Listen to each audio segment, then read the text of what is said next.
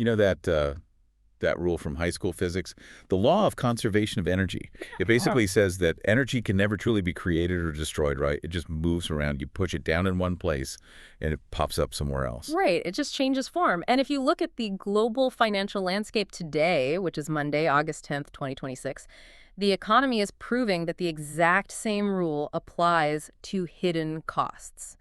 We are living through this massive worldwide reshuffling of economic friction. I mean, loopholes that companies and governments have relied on for literally years are just slamming shut. Hidden costs are being dragged out into the light. Systems that, operated on these artificial discounts are suddenly facing the actual bill. And that idea, the conservation economic friction, it's a perfect lens for this moment. For a long time, both companies and consumers were shielded from the true cost of doing business.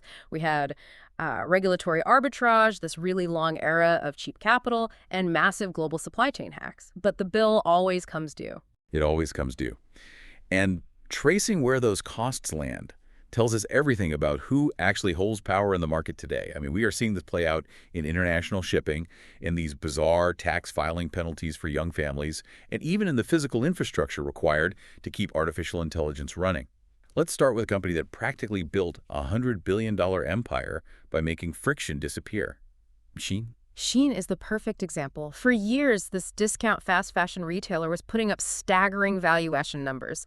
And the official corporate line was always that their success came from a, highly optimized, algorithmically driven supply chain. They claimed they were just better at predicting what teenagers wanted to wear. But the actual mechanical engine padding those massive profit margins was a somewhat obscure trade loophole called de minimis. Exactly. The de minimis exemption functioned as a massive regulatory blind spot.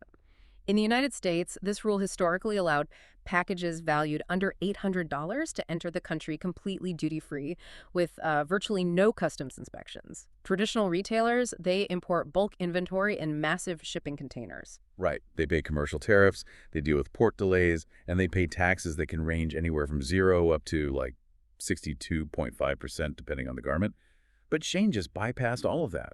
They capitalized on de minimis by shipping individual low-value packages directly from overseas factories to American front doors. They were essentially acting like millions of individual tourists mailing themselves cheap souvenirs rather than a multinational corporation importing commercial goods. But the United States has now closed that specific exemption. The cheat code has been disabled. And it's not just an American policy shift. Oh, the European Union recently ended its own €150 version of the loophole, too. In July, the EU replaced their de minimis rule with a flat-rate duty of €3 for each distinct product category in a shipment. If you're selling a summer dress for €6, the €3 flat tax instantly destroys your entire profit margin. The financial impact of closing that regulatory loophole is staggering, especially as Shein attempts to position itself for its upcoming initial public offering. Their most recent financial filings reveal that they were forced to raise consumer prices in the U.S. to offset the new tariffs, and the consumer reaction was immediate and punitive. U.S. revenues dropped 3% between 2024 and 2025. And their first quarter numbers for this year were a complete wipeout. Profits plunged 125%. They swung to a $99 million loss, which is a massive reversal from the nearly $400 million profit they posted in the exact same quarter last year. Which is forcing a completely new strategy. They are aggressively expanding a segment they call brand enablement services because their core brand identity was never about trust or durability or quality. It was exclusively about price. The moment you lose the pricing advantage, the customer loyalty evaporates. Yeah. So instead of just selling clothes, they are commercializing their strongest actual asset, their supply chain. They are renting out their highly efficient manufacturing and logistics infrastructure to other designers and direct-to-consumer brands. It's a classic infrastructure play. The services segment grew 40% in 2025 alone. They are now reporting that the operating margins on this brand enablement division are roughly twice as high as their core retail business.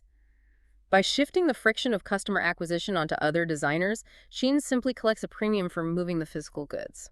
It's like they realize constantly chasing the cheapest t-shirt is a race to the bottom, but renting out the machine that makes the t-shirt is a high-margin gold mine. It feels incredibly similar to the evolution of Amazon creating AWS. Amazon started by selling physical books at razor-thin margins to crush the competition. Then they realized their actual competitive advantage was the massive server infrastructure they built to run the store. So they started renting those servers out, and AWS became the profit engine for the entire empire. Shein is trying to become the AWS of physical apparel. But the broader theme here is that governments are no longer just focused on closing loopholes for multinational corporations. They are aggressively targeting consumer-level friction traps as well. The United Kingdom is offering a prime example of this consumer protection shift. Prime Minister Andy Burnham is advancing a ban on subscription traps and pretend prices, moving the implementation date forward to January 2027. If you've ever signed up for a free trial of a software tool or a gym membership and found it mathematically impossible to cancel, you know exactly what a subscription trap is. Right. These businesses quietly roll customers from free trials into fully costed, ironclad contracts. Or they make the cancellation process deliberately agonizing, requiring phone calls during strange hours to retention specialists who refuse to take no for an answer. The new UK rules compel absolute transparency. Companies must provide clear, upfront information and, crucially, effortless exit paths.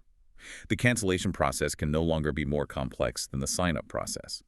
Regulatory estimates project that eliminating this artificial friction will save UK consumers roughly $536 million a year. That is $500 million of phantom revenue that companies were collecting purely because people were too exhausted to navigate the cancellation maze. But while the UK is actively removing consumer friction, the US government seems to have accidentally engineered a massive, devastating new one regarding student loans. The Department of Education rolled out a new repayment assistance plan, known as RAP, back in July 2025. On paper, it sounds simple. The plan calculates your monthly student loan payment purely based on your adjusted gross income. It scales on a sliding bracket from 1% up to 10% of your earnings. But the underlying math creates a brutal marriage penalty. The danger of the formula lies entirely in joint tax filing. Under older income-driven repayment plans, the government either shielded a specific portion of a borrower's income for basic living costs before calculating the payment, or they charged a flat percentage across the board. RAP eliminated that basic income shield. And the percentage actually scales up as household earnings increase. Every $10,000 increment of income pushes the borrower into a higher percentage bracket. So when a married couple files their taxes jointly, the government combines their incomes, which can catastrophically inflate the student loan bill of the spouse who holds the debt, even if their individual income hasn't changed. Let's run the exact math on that. If a borrower earning under $30,000 marries someone making $45,000, their combined household income pushes their RAP payment bracket from 2% all the way up to 7% of their total adjusted gross income. Wait, hold on. The system is literally incentivizing married couples to file taxes separately and act like financial strangers just to avoid a massive spike in their loan bills. That is a bizarre artificial friction to force onto working families. And filing separately triggers an entirely different set of financial penalties. When married couples file separately in the U.S., they are disqualified from several major joint tax benefits, including the $2,500 student loan interest deduction. It creates a lose-lose labyrinth. They have to choose between a crippling monthly loan payment or abandoning valuable tax deductions. The friction of the debt crisis was simply transferred from the government's balance sheet directly into the tax strategy of working families. Figuring out the hidden rules of the modern economy like that is exactly why you can find financial candy, brain candy, and classic audiobooks at claraneratio.com. You have to stay equipped when the rules of the game change without warning. Changing the rules of the game brings up an important contrast in how broken systems allocate resources. We just looked at consumers being ruthlessly squeezed by a rigid, unforgiving formula. But when we shift our focus to corporate distress, the incentives flip and become incredibly perverse. Consider the current situation at Thames Water. This is a massive UK utility company currently suffocating under approximately $26.8 billion in debt. They are teetering on the edge of his special administration regime, which is essentially a polite financial term for temporary nationalization just to keep the literal water running and the toilets flushing for millions of people. And despite staring down the barrel of total corporate collapse, the company paid a newly hired finance chief, Steve Buck, a signing bonus of roughly $1.34 million just last month, in July 2026. Keep in mind, this is a utility company that has been fined over $130 million in recent years for repeated failures to prevent raw sewage from discharging into rivers and streams. The chairman of the company, Sir Adrian Montague, was dragged in front of lawmakers to defend this seven-figure payout. His argument relies entirely on the logic of corporate retention during a crisis. He stated that paying above market rates is a necessary incentive to prevent talented executives from fleeing a highly public, notoriously difficult turnaround operation.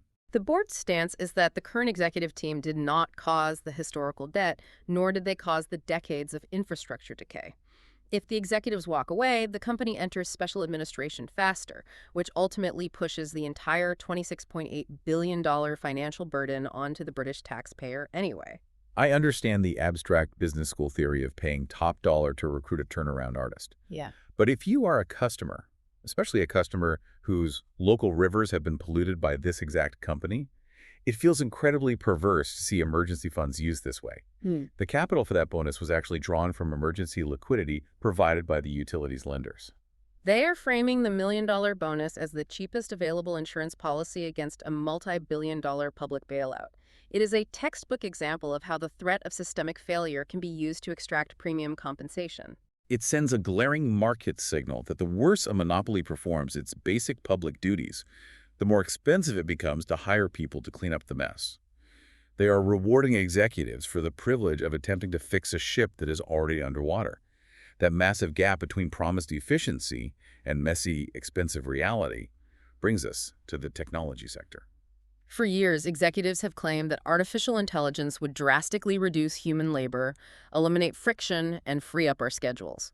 4 years ago, an engineering director at Google confidently predicted that AI would deliver a 4-day workweek by 2025. But the reports coming out of the industry today tell the exact opposite story. Former and current employees at major AI labs like OpenAI, Anthropic, and Meta are reporting a grueling culture of 90-hour workweeks, constant weekend crisis meetings, and an endless cycle of production sprints. The assumption was always that automation replaces human effort. If an AI agent can write code or generate reports in seconds, the human operator should be able to go home early. But in practice, the technology simply raised the baseline of corporate expectation. Management doesn't want the same amount of work done in less time. They want an exponentially greater volume of tasks completed at a faster pace. It's like expanding a highway. You add 3 lanes to reduce traffic, but it just induces demand, encourages more people to drive, and suddenly you're in a 90-hour-a-week traffic jam of AI implementation. The friction didn't disappear, the speed limit just increased, and the humans are the ones burning out trying to keep pace with the algorithm. And this digital frenzy is running headfirst into a very hard physical ceiling, which global markets are now scrambling to price in. Running these advanced agentic models, processing the tidal wave of data, and cooling the massive server farms requires staggering amounts of power and specialized infrastructure. That brings us to the physical resource market, and specifically to a rare earth element called scandium. Scandium sounds like something out of a science fiction movie, but it is deeply critical to modern infrastructure. When you alloy it with aluminum, it strengthens the metal while keeping it lightweight, flexible, and incredibly resistant to heat and corrosion. If you are building next-generation aerospace defense tech or constructing the power-dense, high-heat infrastructure required for AI data centers, you desperately need scandium. The problem for the United States is that the global supply chain for rare earth elements is deeply monopolized. China currently controls the critical minerals chessboard. They produce nearly 70% of the world's scandium from domestic mines, and they control the processing infrastructure for almost 90% of the global supply. To counter this, the U.S. Department of Defense's Office of Strategic Capital just poured $400 million into an Australian miner called Sunrise Energy Metals. The goal of that injection is to develop the world's first primary mine for scandium in New South Wales, Australia. This is a direct, aggressive market move by the U.S. government to break the monopoly and establish an independent, allied supply chain for the physical backbone of the AI boom. You can't run a frictionless digital economy if a geopolitical rival controls the literal metal required to build your servers. Government intervention in supply chains naturally leads us to our final topic, which involves the intersection of private real estate development and federal policy. We are about to examine the economics of presidential brand licensing based on recently released 2025 financial disclosures. And to the listener, I want to be explicitly clear before we unpack this. We are strictly examining the financial and market mechanics of real estate licensing as reported in these disclosures. We are not taking any political sides, nor are we endorsing any viewpoints regarding the upcoming data. We're simply following the money to understand how this specific business model operates on a global scale. The underlying mechanism of this business relies on the economic concept of a brand premium. A real estate developer pays for the contractual right to attach a famous name to a luxury project. The developer absorbs the upfront cost, believing that the recognized brand will allow them to charge significantly higher prices for the final condominiums, hotel rooms, or golf club memberships. According to the disclosures, President Donald Trump's foreign real estate licensing business generated $59.5 million in 2025. That represents a 71% increase from the previous year. More than 60% of this income originated from projects in Gulf countries channeled primarily through private developers like the Saudi-linked Dar Al Arkan and the UAE-based Damac. So to be clear on the mechanics, these foreign developers aren't necessarily buying real estate from the Trump Organization. They are effectively renting the aura of the name to charge a premium on their own buildings. And they are paying massive fees up front to secure that right. The upfront payment structure is the defining feature of the licensing model. The licensor takes on zero construction risk. Damac, for instance, paid $5 million in upfront fees tied to projects in Abu Dhabi, where the Trump Organization has no active developments yet. They are purchasing the contractual right to the brand before a single shovel hits the dirt. Where this intersects with broader market mechanics is the overlap between the business interests of these private developers and U.S. federal policy. The sources outline a very specific timeline. Damac's founder announced plans to invest at least $20 billion into U.S. data centers. Shortly after that announcement, an executive order was signed directing federal agencies to accelerate and fast-track permitting for qualifying data centers. Damac then advanced a major data center project in Ohio, purchasing land for $36.5 million. While there is absolutely no evidence of a quid pro quo and no indication that any licensing payment influenced an administration decision, ethics experts and legal scholars point out that this structure creates a deeply complex scenario. Developers who are padding a private licensing business overseas suddenly have direct, massive financial interests in the regulatory outcomes of federal domestic policy. The complexity deepens even further when you look at the licensing projects in Qatar and Oman. The branding agreements there were signed with private developers, but those developers are working in direct joint ventures with state-controlled entities. In Qatar, the partner on the project is a real estate company established by their sovereign wealth fund. In Oman, the partner is the government's official tourism development arm. The involvement of state-controlled entities raises unresolved legal questions regarding the Foreign Emoluments Clause of the U.S. Constitution. Legal scholars point out that while the framers obviously didn't anticipate modern international real estate licensing fees, the structure tests the boundaries of the law. There is an open debate about whether payments routed through a private developer, but intrinsically tied to a foreign state's wealth fund, can be legally attributed to a foreign state. It is a massive gray area of market regulation and constitutional law that remains completely untested in the courts. Which brings us full circle to where we started. Whether we are looking at Shein losing its duty-free cheat code, married couples contorting their tax filings to avoid a hidden penalty, or the staggering physical resources required to run so-called frictionless artificial intelligence, the reality of the economy is absolute. The conservation of economic friction. Costs never truly disappear, they just change form. When a regulatory advantage vanishes, the friction transfers to the consumer in the form of higher retail prices. When an executive demands millions during a crisis, it is underwritten by emergency debt. When a new technology promises to eliminate human labor, it often just induces demand for a higher volume of more complex, exhausting tasks. When a system tries to cheat the true cost of something, whether that's cheap shipping, cheap capital, or the illusion of AI doing all our work, that cost always gets transferred to someone else. Take a look at your own industry today. Who is quietly paying the hidden costs of your efficiency? Thanks for joining the conversation. We'll see you next time.